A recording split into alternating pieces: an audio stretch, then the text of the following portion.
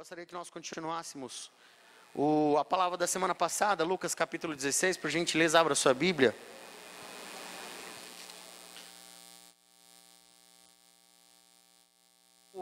E o mendigo, o rico e Lázaro, depende da versão.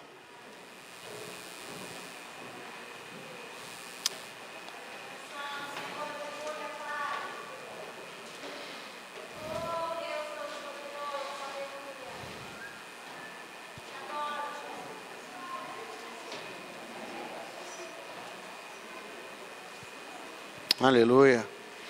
Evangelho de Lucas, capítulo 16, a partir do versículo 19. A parábola do rico e Lázaro, o rico e o mendigo. Um texto um pouco delicado da gente abordar, porque ele trata de algumas coisas no sentido figurado e outras no sentido real.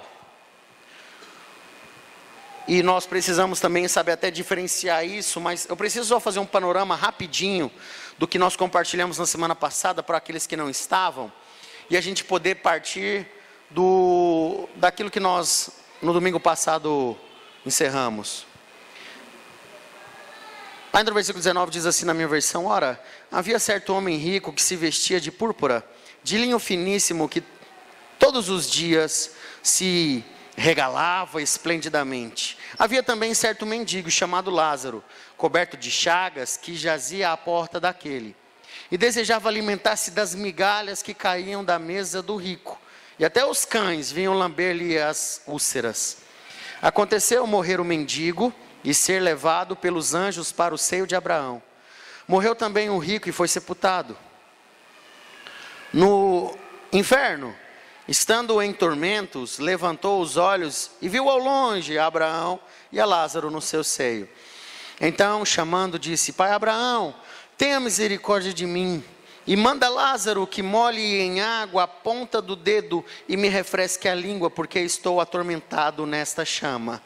Disse, porém, Abraão: Filho, lembra-te de que recebestes os teus bens em tua vida, e Lázaro igualmente os males.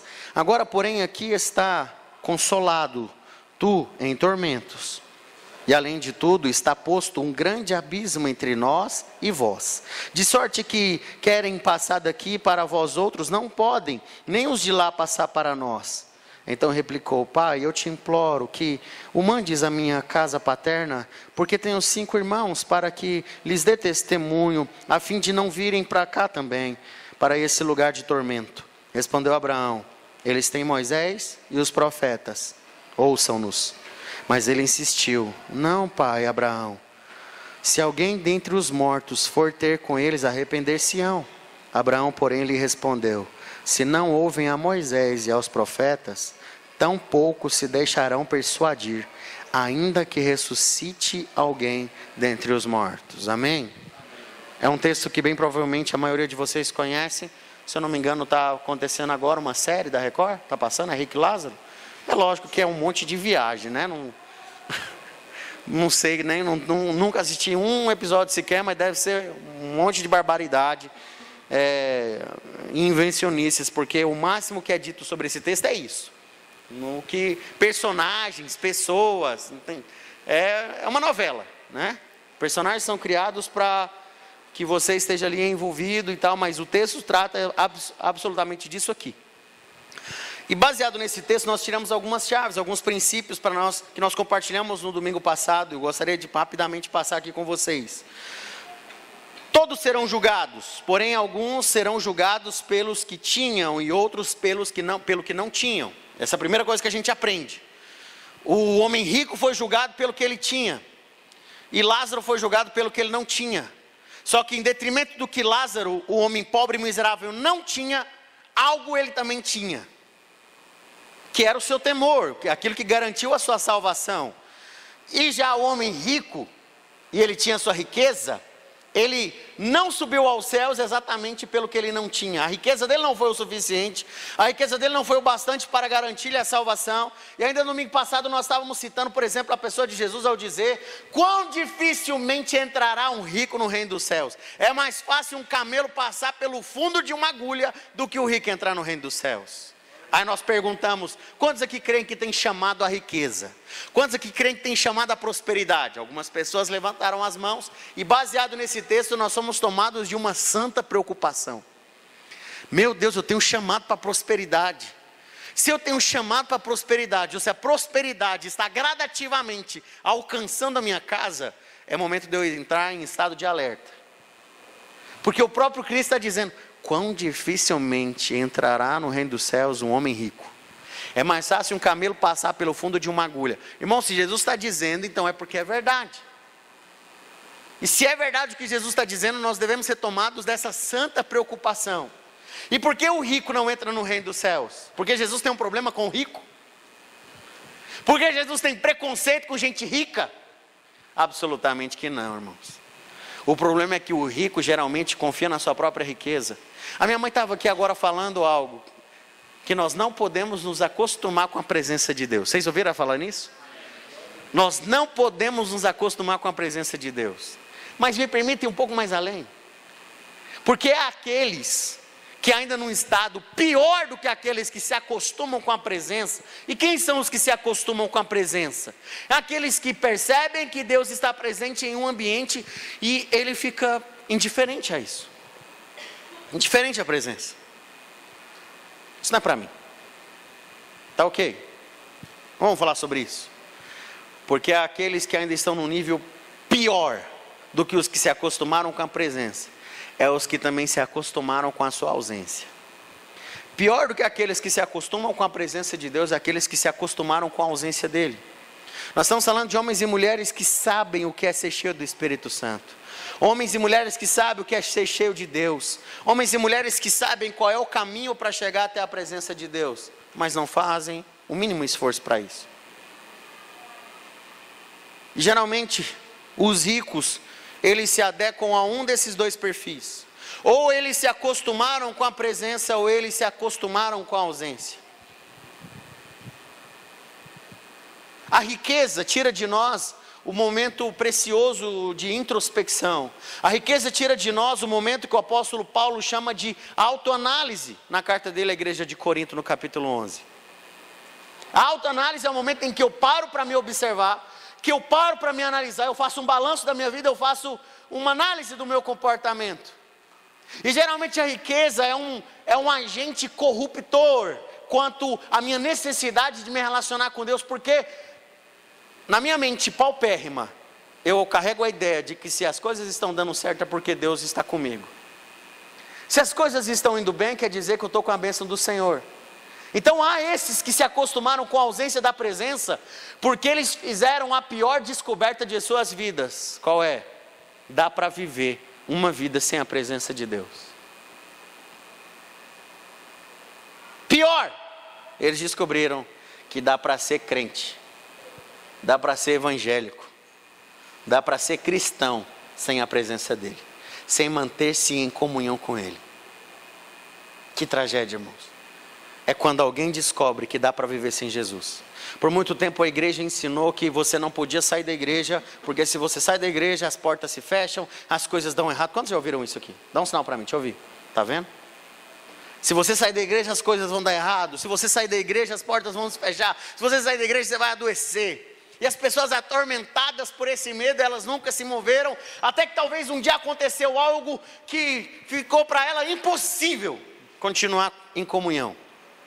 E ela saiu, e ela ficou esperando, a primeira semana ela adoeceu e não adoeceu. Ela esperou na segunda semana, ela perdeu o emprego e ela não perdeu. Ela esperou na terceira semana o casamento acabar, o casamento não acabou. E ela foi percebendo gradativamente que dá para viver uma vida sem Jesus.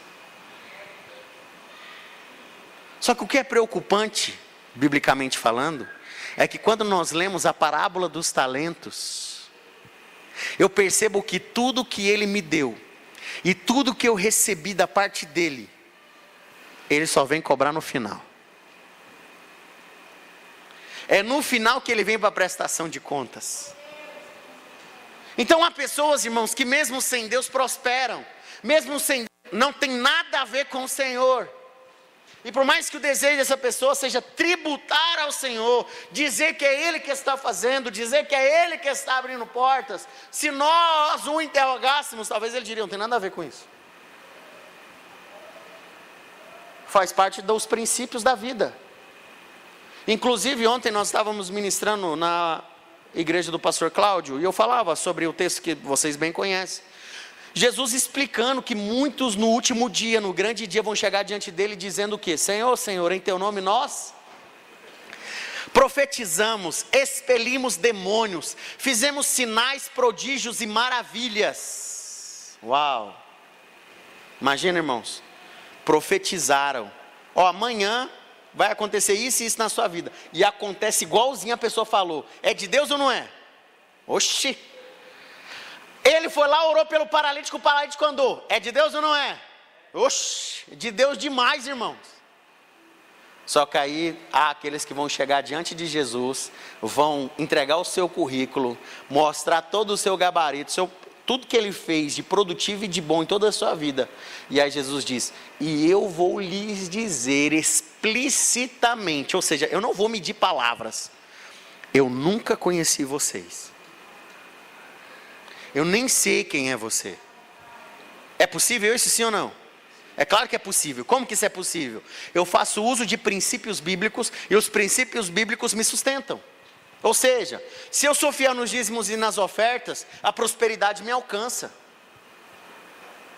Quer dizer que por eu estar sendo abençoado, quer dizer que o Senhor aprova meu comportamento? É lógico que não, irmãos. Só que eu estou sendo fiel num princípio e esse princípio me prospera. O contrário também é real. Dá para alguém orar, jejuar, falar em línguas, rodar no peão, e aí não é fiel a Deus, e essa pessoa cheia da presença de Deus, vive na miséria. Quantos conhecem alguém assim? Nós conhecemos. Ou seja, meu relacionamento com o Senhor é diferente dos princípios da palavra. Dá para eu viver uma vida cumprindo os princípios da palavra, sem me relacionar com o Senhor da palavra.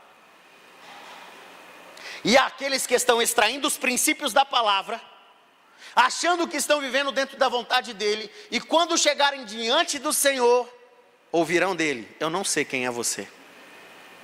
Que tragédia, que trágico ouvir essa palavra da parte dele. Então, estendendo a fala da pastora Helena aqui, não se acostume com a presença de Deus, mas mais do que isso, não se acostume com a ausência. Tinha uma jovem conversando comigo essa semana pelo celular. Vou dizer aqui claramente o que aconteceu. E aí ela, conversando comigo com uma certa liberdade, com uma certa intimidade. Ai, meu fofinho, e não sei o quê. Eu olhando, falei, mas o que essa menina está falando, cara? Aí eu fui e dei uma tesourada nela. Aí ela, nossa, se eu não posso conversar com você, então você me fala. Falei, minha amada, deixa eu te falar, você não pode conversar comigo é na carne. No espírito a gente conversa o tempo todo. O problema é que você está na carne, e na carne não dá para a gente ter diálogo. Aí ela mandou um bichinho triste, e começou a confessar acerca do nível de vida que ela estava vivendo. Pessoa que já congregou aqui na nossa igreja. E ela começou a contar o que ela estava fazendo e a vida que ela estava vivendo. Irmãos, é muito sutil conforme nós vamos deixando de ter a presença dele na nossa vida, e nós vamos nos acostumando, e conforme a presença de Deus sai das nossas vidas, ela vai sendo removida das nossas vidas, o temor vai se perdendo, a linguagem vai mudando, a maneira como nós vemos as coisas muda também. Aquilo que antes causava em mim nojo, repulsa, agora eu olho e falo, isso aí é uma questão... Isso é uma questão de perspectiva. Isso aí cada um pensa de uma maneira. Pior coisa que tem é nós conversarmos com pessoas que não oram, pessoas que não jejuam,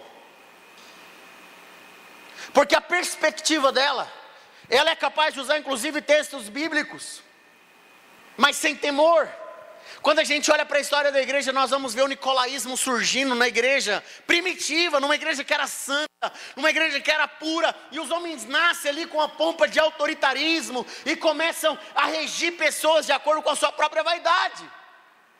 Homens que têm conhecimento da palavra, que manuseiam bem a palavra, mas são homens que se acostumaram com a ausência do Espírito Santo, a ausência da presença de Deus.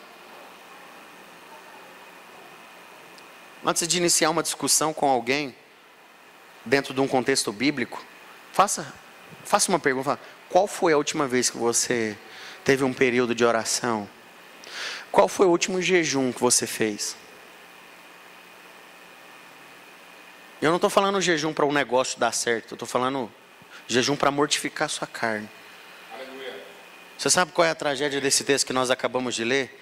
Que aquele homem rico que vestia púrpura e fazia festa todo dia, ele estava ocupado demais para se lembrar de Jesus. Ele tinha pessoas demais ao redor dele dizendo: você é top. Não, você está certo no que você está fazendo. Ele se cercou de pessoas e ele vivia numa realidade paralela. Tinha um cara na porta da casa dele que comia o resto da comida dele. E ele não tinha contato com esse cara. Preste atenção no que esse texto manifesta para nós.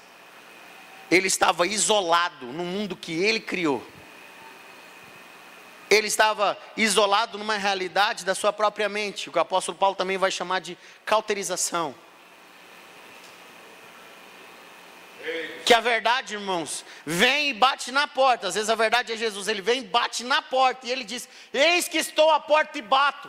Se você abrir, eu entrarei e cearei com você. Mas a pessoa, ela ouve Jesus batendo na porta e ela é indiferente, porque para ela está tudo bem. A despensa está cheia, as coisas estão dando certo, as vendas estão indo bem, eu estou feliz. Está tudo ok. Até que certo dia a morte chega. Olha só, aconteceu morrer o mendigo e ser levado pelos anjos para o seio de Abraão. Morreu também o rico e foi sepultado. No inferno, estando em tormento, levantou os olhos e viu ao longe a Abraão e Lázaro no seu seio. Ele viu os dois, ele viu Lázaro e viu Abraão. De longe. Porque agora a realidade está invertida. Aquele que viveu uma vida de suposta abundância, celebrando a prosperidade, e bem provavelmente atribuindo a Deus aquilo. Não, porque eu tô prosperando, as coisas estão dando certas para mim. Eu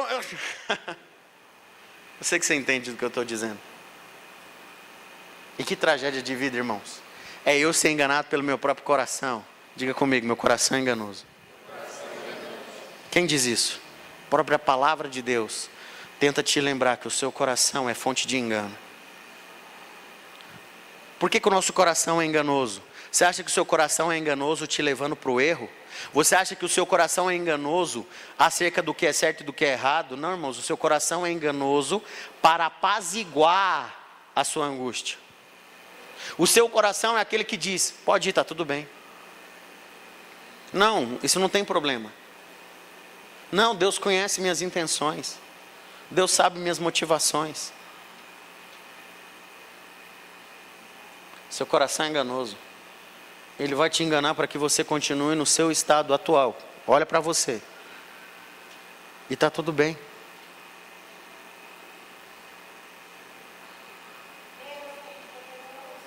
Não tem presença de Deus? Não, não tem, mas tudo bem. Depois eu vou me posicionar, vou começar um propósito semana que vem. Talvez o rico estava planejando alguma coisa para o mês que vem. A morte chega antes. Esse texto é a caracterização da sociedade que nós vivemos hoje. Pessoas que vivem em uma realidade pessoal, isolada e protegida de tudo aquilo que se diz contrário à realidade em que ele adotou para si. Olha para as leis que estão sendo criadas ou decididas pelo STF. Olha o nível de políticos que o STF solta, irmãos. Filmagem do cara recebendo dinheiro, colocando o dinheiro na cueca. Eles decidem que aquilo não tem valor. Recentemente, não tão recentemente assim, grampos telefônicos comprovando o nível de corrupção que existia no nosso estado, inclusive com o governador Marconi, com Demóstenes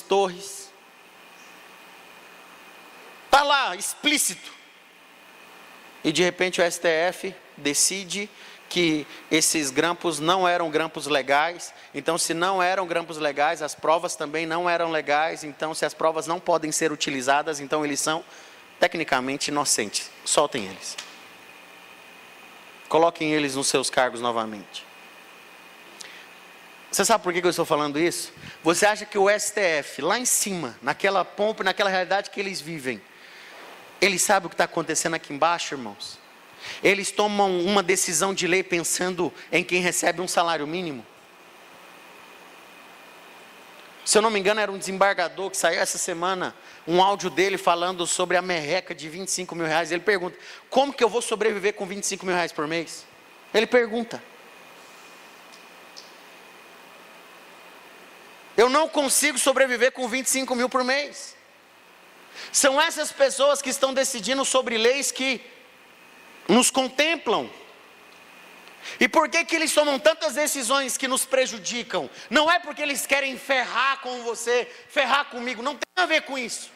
É que a realidade de mundo que eles adotaram para ser uma realidade tão isolada, que eles sequer se lembram que essa realidade existe. Eles não se lembram que alguém está passando fome. Eles não se lembram que a decisão deles pode prejudicar um aposentado. É como a formiga, já falei isso, dei esse exemplo aqui na igreja. Irmão, sociedade protetora dos animais existe, mas você nunca vai ver sociedade protetora das formigas. É um inseto tão distante daquilo que nós somos, que não há uma sensibilização social para proteger. Não, para! Quase você pisou na formiguinha. A gente não se sensibiliza com a formiga, ela está distante demais daquilo que nós somos. Assim é esse cara rico, assim são os poderosos, assim talvez alguns aqui se tornarão conforme a prosperidade lhes alcançar. A mente começa a mudar, uma perspectiva começa, e eles procuram cada vez mais se distanciar dessa realidade. Você sabe quem era a companhia de Lázaro, irmãos? Esse homem pobre e miserável, eram os cachorros que lambiam suas feridas. Nós estamos perdendo, perceba que mesmo nós eu não sei quantos aqui tem 1 milhão na sua conta bancária, mas perceba que mesmo a nossa realidade simples e modesta, ainda assim nós nos distanciamos cada vez mais da realidade social, nós nos distanciamos cada vez mais da dor do nosso irmão que está do nosso lado. Aqui na igreja é um exemplo, para alguém orar com alguém a gente tem que pedir aqui de cima. Irmãos, ore com quem está do seu lado. Aí a gente vê pessoas que ainda continuam imóveis. Irmão, sai do seu lugar, irmãos. Ore para quem está do seu lado. Ore pela pessoa, irmão. Procure alguém, ore com ela. E a pessoa continua parada. O que é isso? Não é problema meu. Eu não vou sair do meu lugar. Eu vou ficar quieto na minha. Cada um que se vire, cada um que se dane. Não, pastor, não pensa assim não, eu tenho vergonha. Ué, a sua vergonha é o quê? Qual é a vergonha? Eu tenho medo do que eles vão pensar de mim. Ou seja, você tem medo do quê? Eles vão pensar de você. Quer dizer que por causa de você, continua na mesma parada, por causa de você, você se omite de ser um intercessor na vida de alguém. Não interessa qual é o seu argumento. Não interessa atrás do que você se esconde. A verdade é que nós estamos nos tornando cada vez mais egoístas. Como diz o apóstolo Paulo sobre os últimos tempos. O que aconteceria nos últimos tempos? Alguém diz para mim. Como é que é? O que mais? Presunçosos, ou seja, orgulhosos. Se eu mudo todo aqui na pregação, o que você vai dizer? Não tem que ouvir isso não. Não vou naquela igreja não. Não tem que ouvir essas coisas, pastor, fica falando umas coisas que mexem, agride a gente tem que mudar, tem que mudar. Eu vou lá naquela outra igreja que o pastor fica me elogiando. Fica falando coisas boas. Você é especial. Você é especial demais para Jesus. E tal, e fica ali só bajulando, só acalentando sua alma e seu ego.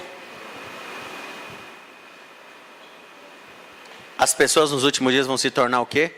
Presunçosos. O que mais? Avarentos. Só continuando na linha. Avarentos. Avarento, irmãos. É o meu dinheiro. O dinheiro é meu.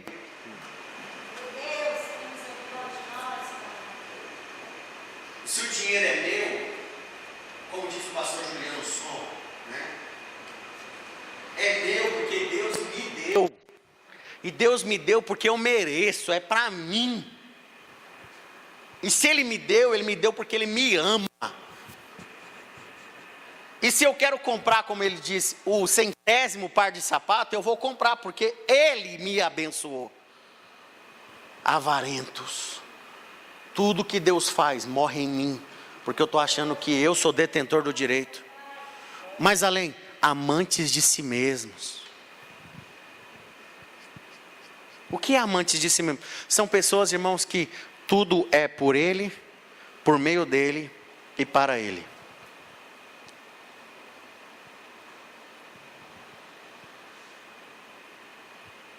Tudo morre nele. Eu sou amante de mim mesmo. Tudo que eu quero fazer eu faço. São pessoas que perderam o freio moral. Pessoas que perderam o temor da palavra. Irmão, o que você acha? Agora eu vou pegar pesado só nesse trecho e a gente continua um pouco mais leve. O que você acha? O que você pensa? Irmão, não significa nada na luz da palavra. Mas é nada mesmo, eu não estou aqui exagerando. É nada. É a cláusula pétrea do contrato de Jesus com você. Quem quiser ser meu discípulo, negue a si mesmo. Eu não estou nem aí para o que você acha.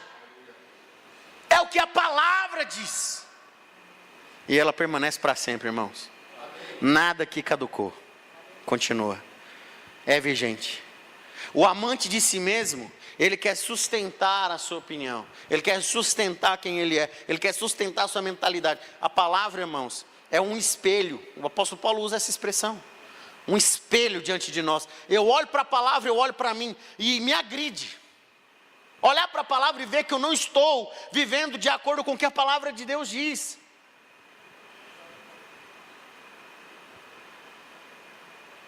Você já teve um momento, uma fase de baixa autoestima, onde você não queria olhar no espelho? Alguém já viveu essa fase? Já viveram? Parece que o espelho te ofende. Parece que o espelho te deixa mais feio. Eu conheci pessoas que não olhavam no espelho. Ela preferia olhar no celular. Porque já no celular ela já jogava eu estou falando sério. Ela jogava um aplicativo, ela se sentia bem, ela se sentia bonita. Ela não gostava do que ela via no espelho. E há pessoas que já estão tão amantes de si mesmo que elas não olham mais para a palavra. Elas não olham mais para o que a Bíblia diz, porque a Bíblia as agride. A Bíblia as ofende.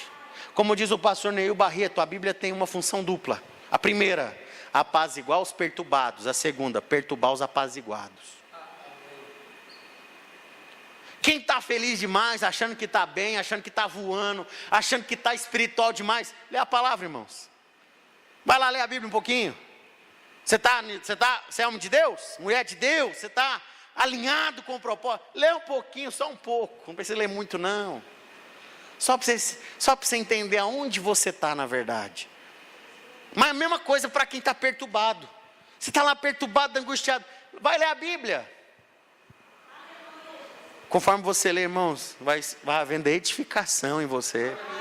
Seu coração começa a ser apaziguado. Como a gente está cantando aqui todo domingo. Porque te abates, ó minha alma, perdendo a calma, espera no Senhor. Ó que tremendo, a declaração do salmista. Porque te abates, ó minha alma. Coloca a mão no seu peito, só um minutinho, faça isso. Põe a mão no seu peito. Porque te abates, ó minha alma. Irmão, de acordo com a palavra de Deus, de acordo principalmente com os salmos, você precisa aprender a conversar sozinho. Você precisa aprender a conversar com você mesmo. Quem não conversa sozinho é doido. Você tem que falar com você mesmo, você tem que conversar, você tem que se perguntar. Davi se perguntava o tempo todo, Davi todo o tempo estava falando dele para ele mesmo. O que está acontecendo comigo? O que está acontecendo aqui? Ei, alma, por que você está perturbada? Olha que tremenda pergunta dele. Por que você está perturbado? Vou falar o que eu falei aqui recentemente. Você está perturbado por causa de dinheiro? Por causa de uma conta? Você consegue pagar essa conta essa semana? Não. Então a pergunta de novo: por que você está perturbado então se você não consegue pagar? Não, eu consigo pagar. Consegue? Então para que você está perturbado? Do mesmo jeito a pergunta é a mesma: por que você está perturbado? Por que te abates, ó minha alma? Não faz sentido, irmãos. Nós estamos sofrendo, nós estamos adoecendo e nos entristecendo por problemas que nem existem. Qual é o seu problema? Eu sou feio. Ser feio é um problema, irmãos? Não é não. Alguém vai te achar bonito. Alguém vai se agradar de você. Você não precisa que todo mundo se agrade. Você não precisa que todo mundo te ache bonito. Você precisa de que uma pessoa ache isso. E uma pessoa é o suficiente. Qual é o problema? É falta de dinheiro? Dinheiro é falta de problema, irmãos? Não. Não é falta de problema. Talvez a sua incapacidade de viver sem dinheiro é que seja o problema. E se você não tem dinheiro, você precisa aprender a reduzir o seu estilo de vida. A fazer do seu estilo de vida um estilo de vida um pouco mais simplificado. Seu problema, então, não é a falta de dinheiro. O seu problema, bem provavelmente, é adaptar-se à falta de dinheiro. É começar a ter uma vida um pouco mais simples, um pouco mais modesta. Então, qual é o seu problema? Nós vamos perceber que nós estamos sofrendo e adoecendo por problemas que não são reais. Eu não tenho o amor do meu pai, eu não tenho o amor da minha mãe. Mas você tem quantos anos? Irmão, tudo bem se minha mãe não me amasse. Quando eu era um recém-nascido, eu precisava do peito dela para mamar. Agora que eu não mais preciso mamar, e se minha mãe não é minha amiga, não é a pessoa que demonstra amor para mim diuturnamente, beleza. Eu já assumi um nível de vida onde eu posso tomar minhas decisões, eu posso me aproximar de outras pessoas. A minha tragédia de vida é porque ninguém me ama. Então manda todo mundo que não te ama embora da sua vida e traz para perto pessoas que amam você. O problema é que nós ficamos sempre insistindo nas mesmas pessoas, insistindo nos mesmos lugares e nas mesmas relações. Olha para quem está do seu lado e diga: mude.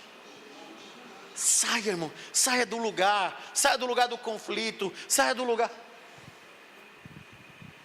Eu não aguento mais a minha mãe, eu não aguento mais o meu pai. Toda vez que eu vou conversar com eles, eles vêm com uma patada. Então para de conversar com eles.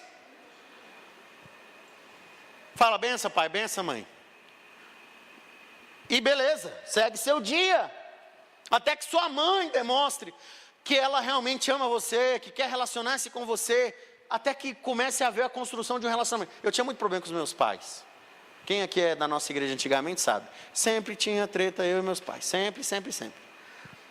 Aí eu fui aprendendo a me relacionar com os meus pais. Porque eu fui descobrindo gradativamente, isso não acontece do dia para a noite, que existe uma distância correta para que o relacionamento seja sadio. Imagina um casal de namorado, que acorda e o cara já está ligando para a menina. E aí, acordou? Acordei. Estou ligando para falar que eu te amo. No primeiro dia ela fala: nossa, ele é lindo demais. Que maravilha, né? Aí, depois de meia hora ele liga de novo. E aí, já tomou café? Eu falo: deixa eu tomar café, só tomar um café e eu te dou um alô. Aí durante todo o dia o cara vai fazendo. Irmão, chega uma hora que cansa. Então assim, se no namoro, que é um momento especial, tomado de paixão, até no namoro existe uma distância correta para que haja uma saúde na relação, quanto mais nas outras relações que nós possuímos, até de filho com pai, pai com filho, tem que ter distância, uma distância sadia, irmãos. Eu tenho falado com os meus pais, está na hora, irmãos, deles saírem de casa. Já está mais do que na hora deles caçarem um rumo para eles. Irmão, já tenho 31 anos. E eles não vão embora.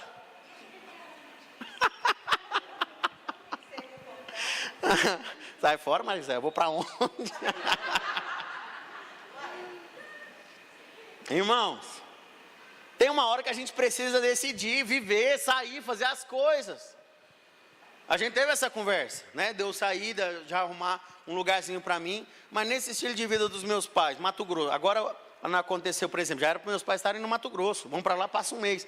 Meu pai infartou semana passada, não sei quantos aqui souberam, a gente tinha uma infinidade de compromissos, eu queria ter marcado o batismo de vocês, aí tá lá de boa, ai meu coração, corre para o hospital, internado, leva para cá, leva para lá, fizemos uma série de exames, aí teve um dia, meu pai internado, a minha mãe pediu para eu comprar uma Marmitex, eu não sei quantos de vocês sabem, mas eu sou o melhor filho que eles têm, um filho top, parceiro, e minha mãe ligou para mim e falou, meu filho, traz a Marmitex e tal, fui lá levar a Marmitex para eles, na hora que eu estava indo com a Marmitex lá para o hospital, irmãos, o Espírito Santo veio e falou comigo, me deu uma autoridade, porque a gente ora por tantas pessoas, né, aí assim, às vezes a gente se esquece de orar pelos nossos, pela nossa família, por quem nós amamos, por quem nós convivemos. Isso também, não estou viajando não, está ainda nesse texto. Nós nos desligamos das pessoas, nós nos desligamos do... Você sabe o que eu acho engraçado? Me permita isso. O rico sabia o nome de Lázaro. Ele fala para Abraão, pai Abraão, pede para Lázaro. Ele sabia quem Lázaro era, sabia o nome de Lázaro, irmãos.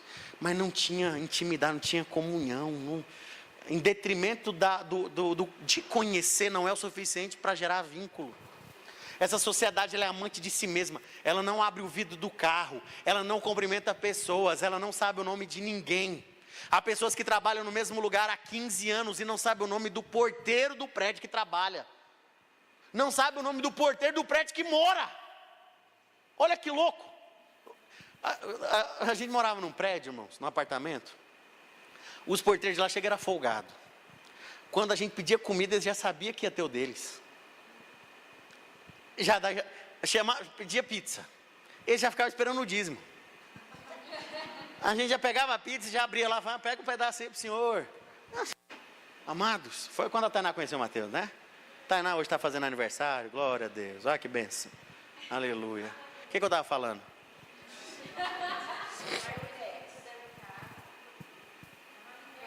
Ah, sim, aí me tomou de ousadia para nós orar. Cheguei lá, eu fiquei meio receoso, andei para cá. Como é que eu vou orar pelo meu pai?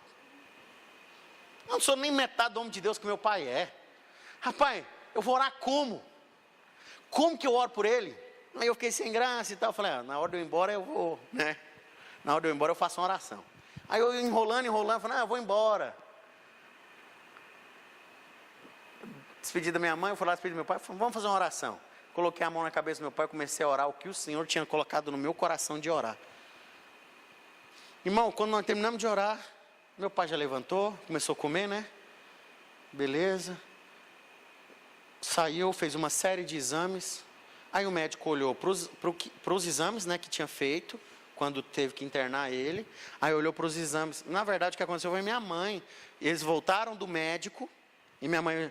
Eu passei, né, minha mãe? Isaac, não vai perguntar do seu pai, não? O que o médico falou? Falei, para quê?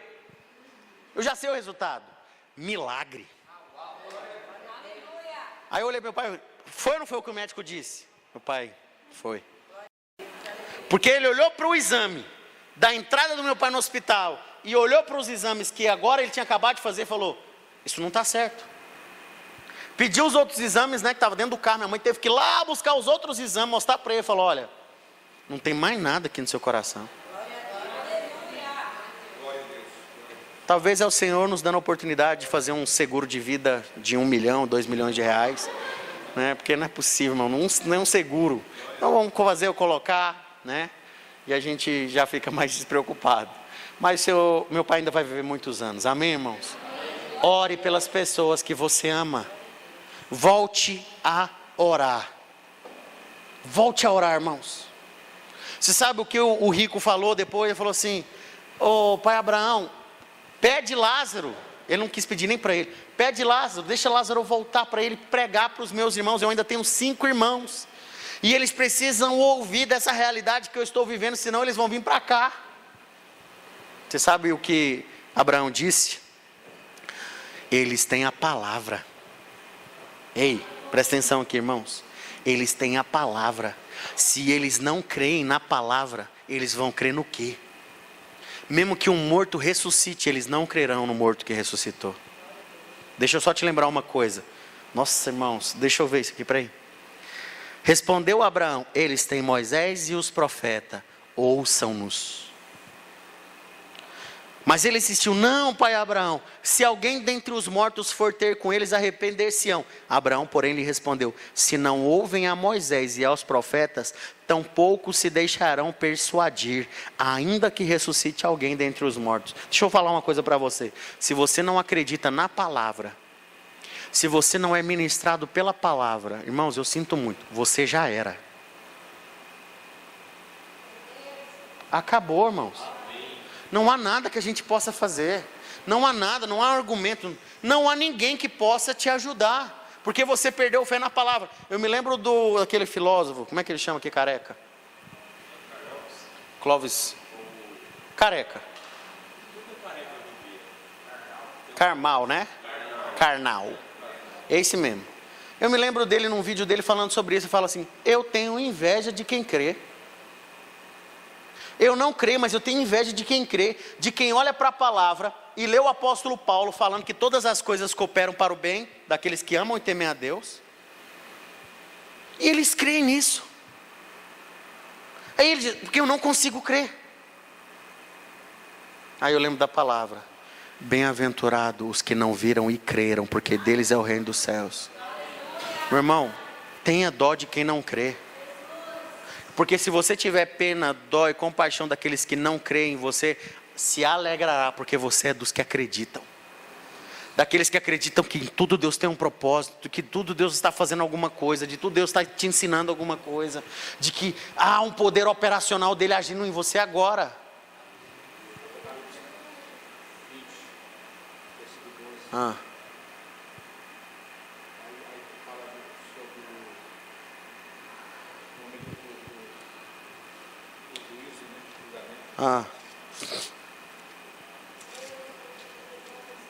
Apocalipse 20, versículo 12. Vi também os mortos, os grandes e os pequenos, postos em pé diante do trono. Então se abriram os livros.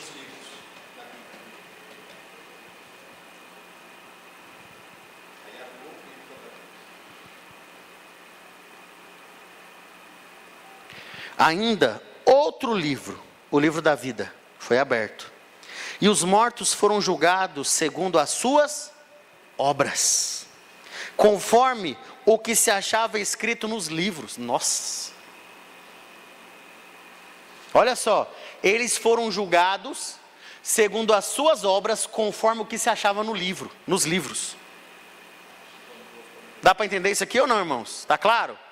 Eles foram julgados pelas suas obras, de acordo com o que estava escrito nos livros. Ou seja, o que estava escrito nos livros foi o que julgou as obras de todos. O que você fez? Eu fiz isso, isso e isso. Bem, de acordo com o que está escrito aqui, está errado. Você está sendo julgado. Quem me rejeitar e não receber as minhas palavras, já tem quem o julgue.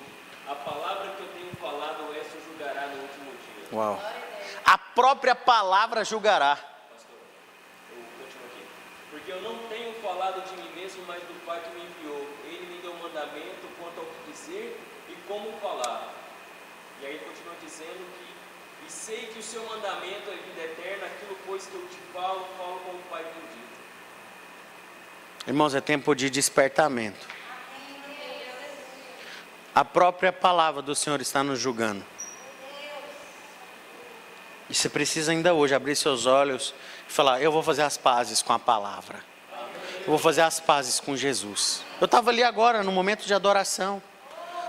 Eu sentei e falei: velho, eu preciso fazer as pazes com Jesus. Eu preciso fazer as pazes com a palavra dele.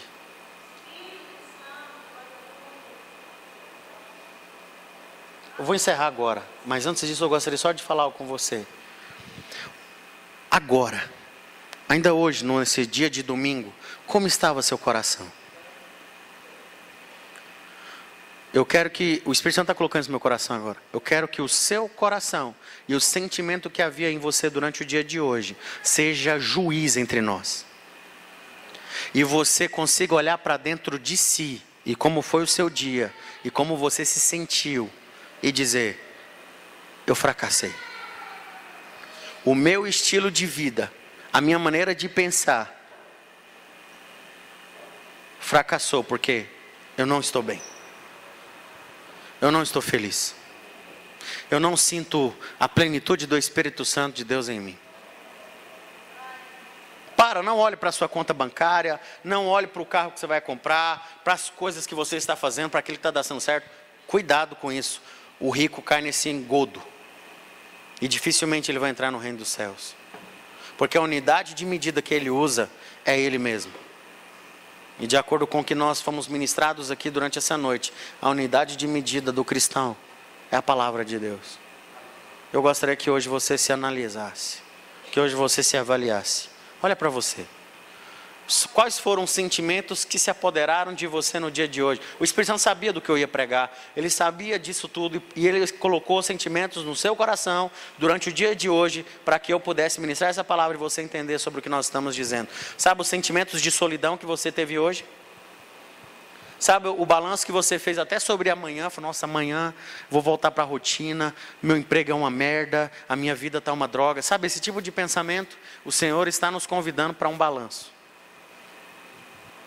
Eu estou perdendo tudo, eu estou me isolando, eu não tenho família, eu não tenho amigos, eu não tenho com quem contar. Ok, e agora? Ou o contrário. Não, mas o sentimento é real. Há pessoas que estão cercadas de pessoas, elas estão cercadas de gente, mas em detrimento de todos que a cercam, ela ainda continua se sentindo sozinha. O contexto pode não ser real. Por exemplo, o contexto não é de solidão, mas se o sentimento é de solidão, acredite, o sentimento é verdadeiro, irmãos. A verdade pode não ser, mas se o sentimento é, então o sentimento terá poder para gerar adoecimento. Gostaria de convidar você a ficar de pé nessa noite. Nós podemos orar em cima dessa palavra. De você conseguir olhar para a sua vida. Olhar para o que está acontecendo com você. E ainda nessa noite poder tomar decisões que precisam urgentemente ser tomadas.